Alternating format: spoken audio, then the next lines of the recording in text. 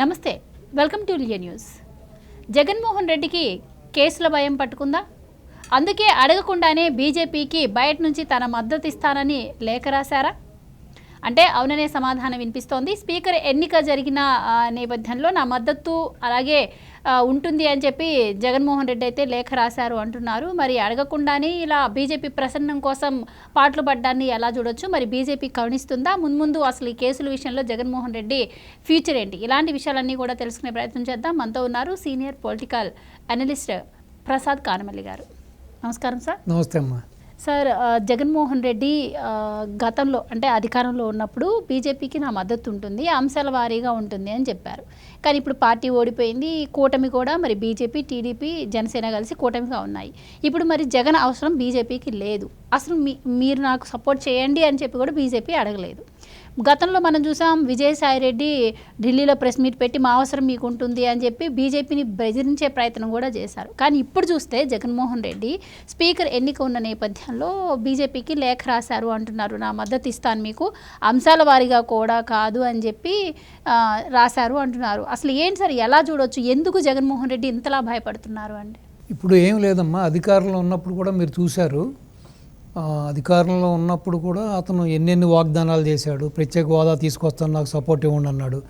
25కి 25 ఎంపీలు నగ్గించండి అని చెప్పారు. సో ఆ రోజున కూడా 20+ ఎంపీలు నగ్గించడం జరిగింది. సో ఏ విషయంలో కూడా రాష్ట్రానికి సంబంధించి, రాష్ట్ర ప్రయోజనాలకు సంబంధించి, రాష్ట్ర ప్రజలకు సంబంధించి, ఇటు ఈవెన్ ఏదైతే మన పోలవరం ప్రాజెక్ట్ ఉందో, లేకపోతే ఇరిగేషన్ ప్రాజెక్ట్స్ ఉన్నాయో, మేజర్ ఇండస్ట్రీస్ ఉన్నాయో, ఏ రోజున కూడా రాష్ట్రానికి ప్రయోజనం కలిగే ప్రాజెక్టుల గురించి కానీ, రాష్ట్ర ప్రజలకు ప్రయోజనం గురించి కానీ ఏ రోజున అతను మాట్లాడలేదు.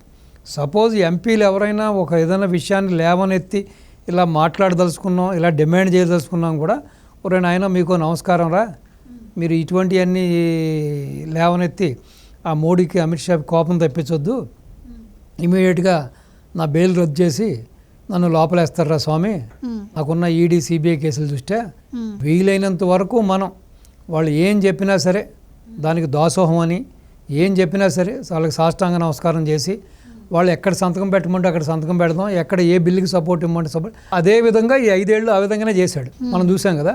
సో ఈ రోజున అతను వైఖరి చూస్తే ఇటు ఎన్డీఏ కూటమిలో కానీ, ఇటు ఇండియా కూటమిలో కూడా లేడు అతను.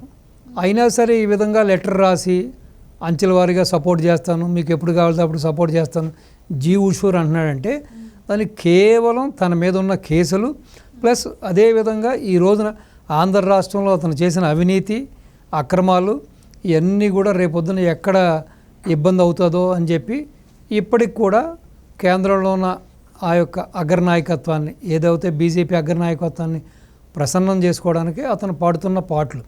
ఇప్పుడు ఈ రోజున మీరు చూశారు, యాక్చువల్గా డిప్యూటీ స్పీకరు డిమాండ్ చేసింది ఇండియా గవర్నమెంట్, అదే ఇండియా కూటమి. రాహుల్ గాంధీ వాళ్ళ టీం వచ్చి మాకు డిప్యూటీ స్పీకర్ ఇవ్వండి, మీకు స్పీకర్ మీరు తీసుకోండి అని చెప్పారు.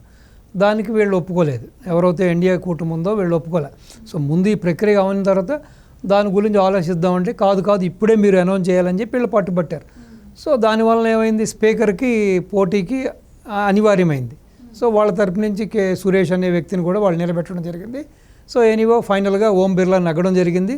సో నగ్గినప్పుడు పోటీకి నిలబెట్టిన వాళ్ళు కానీ, పోటీకి నిలబెట్టిన నాయకులు కానీ, లేకపోతే పోటీకి నిలబడ్డ నాయకులు కానీ, ఈవెన్ ఇండియా కూటమిలో ఉన్న వాళ్ళందరూ సాధారణంగా ఓం బిర్లా గారి దగ్గరికి వచ్చి ఆయన్ని ఆ సభాపతి స్థానంలో కూర్చోబెట్టి ఆ సముచితమైన గౌరవం, మర్యాద ఆయనకి ఇవ్వడం జరిగింది. అదే మన ఆంధ్రాలో తీసుకుంటే ఎవరైతే మనకి అయ్యన్న పాత్రుడు గారు ఉన్నారో వారిని ఏకగ్రీవంగా ఎన్నుకోవడం జరిగింది.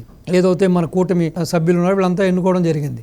ఎన్నుకున్నప్పుడు కనీసం ఎన్నుకున్న రోజున కానీ, ఆయన సభాపతిగా అక్కడ సీట్లో కూర్చున్న రోజున కానీ కనీసం ఆ మర్యాద కోసం కూడా జగన్మోహన్ రెడ్డి శాసనసభకు వచ్చి ఆ మర్యాదను పాటించలేదు, మర్యాద ఇవ్వలేదు.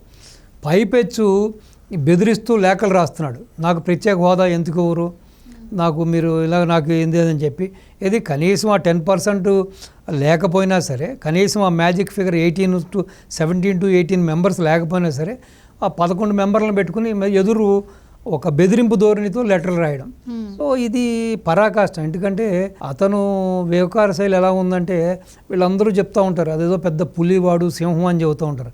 అదేమీ కాదు, కేవలం ఏదో చెబుతారు కదా, అందితే జుట్టు అందకపోతే కాళ్ళు పట్టుకునే వైఖరి. ఇప్పుడు ఈ రోజున ఏదైతే ఇప్పుడు మన రాష్ట్రంలో మన సభాపతిని నువ్వు గౌరవించుకోలేని వ్యక్తివి అక్కడ ఉన్న వాళ్ళకి నేను సపోర్ట్ చేస్తాను గౌరవిస్తానని చెప్పడం అనేది కేవలం తనకున్న ఈడీ కేసులకి అట్లకి భయపడిపోవడమే. సో రెండోది విషయం కూడా ఏంటంటే ప్రస్తుతానికి ఇప్పుడు బాబు గారి మీద మోడీ గవర్నమెంట్ ఆధారపడి ఉంది కాబట్టి మరి చూద్దాం. అంటే పోయినసారిలాగే అతన్ని వెనకేసుకొచ్చి కొంతమంది మంత్రులేమో మా దత్తపుత్రుడని చెప్పుకున్నారు. స్వయాన అప్పుడున్న నిర్మలా సీతారామన్ మా దత్తపుత్రుడని చెప్పడం జరిగింది. అతను 10 ఏళ్లుగా ఇటు బెయిల్ మీదే ఉంటూ అసలు కోర్టు వాయిదాలకు కూడా రాకుండా ఈ విధంగా కేసులు కూడా ఏమో హీరింగ్ రాకుండా సిస్టాన్ని వ్యవస్థలను ఏ విధంగా మేనేజ్ చేశాడంటే దానికి అతనుకున్న డబ్బు దశకం అతనుకున్న పవర్ మాత్రమే కాకుండా కొంతమంది పెద్దల ఆశీస్సులతో కూడా అతను ఈ మనుగడ సాగించాడు అనేది ఇది జగమెరిగిన సత్యం. సో ఇప్పుడు ఈ పరిస్థితుల్లో ఈ విధంగా మళ్ళీ బీజేపీ అగ్రనాయకత్వంతో అంటకాగడానికి అతను ప్రయత్నిస్తున్నాడు కాబట్టి అంటకాగడానికి కూడా ఆ దిశగా ప్రయత్నాలు చేస్తున్నాడు కాబట్టి అది ఎంతవరకు సఫలీకృతం అవుతాడు. ఆ విధంగా అంటగాగినట్టు వలన రేపొద్దున నిజంగానే మళ్ళీ ఇతను బెయిల్ రద్దు చేయకుండా లేకపోతే ఇతని మీద ఉన్న సిబిఐ ఈడీ కేసులు విచారణకు రాకుండా కూడా ఆ అగ్రనాయకత్వం ఎంతవరకు ఇతన్ని కాపాడుతాడన్నది అది $1000 క్వశ్చన్. ఎందుకంటే బాబు గారు దానికి అంగీకరించరా లేకపోతే బాబు గారు కన్నెర చేస్తే ఇటు మోడీ కానీ అమిత్ షా కానీ అతన్ని లోపలేస్తారా లేకపోతే కేసుల విచారణకి ఆదేశిస్తారా, ఇదంతా కూడా కాలమే నిర్ణయిస్తుంది. Wait and see. అంటే అతను అవుతే ఒక పక్కనేమో ఇంకొక పక్కనేమో అటు బెంగళూరు వెళ్ళి కూర్చున్నాడు, మంత్రాలు చేస్తున్నాడు, రకరకాల ఊహాగానాలు జరుగుతున్నాయి. అంతేకాకుండా నిన్నటి వరకు మన టీడీపీలో ఉన్న నల్లమిల్లి రామకృష్ణారెడ్డి గారు అనపర్తి శాసనసభ్యుడు ఇప్పుడు బీజేపీ పక్క వెళ్ళి బీజేపీ ద్వారా ఆయన ఎన్నికయ్యారు ఆయన. సో ఆయన అయితే బహిరంగంగానే ఒక స్టేట్మెంట్ ఇచ్చారు, జగన్ ఆల్రెడీ కాంగ్రెస్ తోటి మంత్రాలు చేస్తున్నాడు, పార్టీని విలీనం చేస్తా అంటున్నాడు, షర్మిలని పార్టీ అధ్యక్షురాలుగా తొలగిస్తే నేను కాంగ్రెస్లో చేరిపోవడానికి నాకు ఎటువంటి అభ్యంతరం లేదని చెప్పి మంత్రాలు చేస్తున్నాడు. ఆ విధంగానే డీకే తోటి కలిశాడని చెప్పి కూడా బాహటంగానే ఆయన చెబుతున్నాడు. సో ఏదేమైనా కూడా ఇప్పుడు రాజకీయ భవిష్యత్తు కానీ తన యొక్క పర్సనల్ లైఫ్ కానీ కూడా ఏదైనా కూడా డేంజర్ జోన్లో ఉంది. సో డెఫినెట్గా తను చేసిన తప్పులు తను చేసిన పాపాలు అక్రమాలు ఒకటవుతే సో ఇవన్నీ కూడా ఇటు రాజకీయంగా కూడా ఏ విధంగానే సర్వైవ్ అవ్వాలని చెప్పి సో రెండు నిజంగానే ఇటు జనసేన ఇటు బీజేపీ ఇటు టీడీపీ జతకట్టాయి కాబట్టి సో ఇటు నుంచి మనకు మద్దతు ఉండకపోవచ్చు.